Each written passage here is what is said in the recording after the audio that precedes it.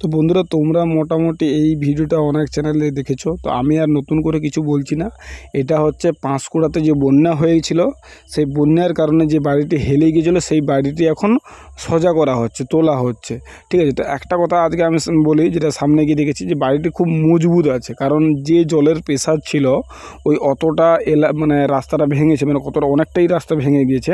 ওই জলের যে প্রেশারটা সহ্য করেছে, তো সেই হিসেবে দেখলে যে বাড়িটি মোটামুটি খুব টেকসই ছিল। ঠিক আছে, তো যার কারণে বাড়িটি ভাঙেনি, বাট বাড়িটি হেলে গিয়েছে।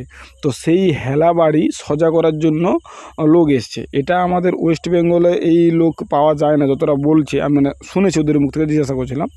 তো এনারা যারা কাজ করতেছে, এনারা এসছে হরিয়ানা থেকে। ঠিক আছে, তো এটা যে ডিলটা নিয়েছে সোজা করার, ওনার বাড়ি হচ্ছে আমাদের ময়না শ্রীরামপুর, যে আছে ময়নার পরে শ্রীরামপুর নিকাশির লোক। এই যেখানে দেখতে পাচ্ছ তোমরা শ্রীকৃষ্ণ হাউস লিফটিং, তো এনারা ওই সব কাজ করে থাকে। যাই হোক, তো ওই দাদা ভাই ডিল নিয়েছে এটা সোজা করার জন্য। তো উনি যাকে নিয়ে এসছেন, যারা কাজ করছেন, এনারা হচ্ছে হরিয়ানা থেকে এসছে। ঠিক আছে, তো দেখতে পাচ্ছ সব জ্যাক রড দিয়ে লাগানো আছে, মানে গাড়ি তোলার জন্য বা গাড়ির যে টায়ার পাংচার হয়ে গেলে যে জ্যাক লাগানো হয়, সেই জ্যাক দিয়ে ওই দিক দিয়ে সব তোলা হচ্ছে।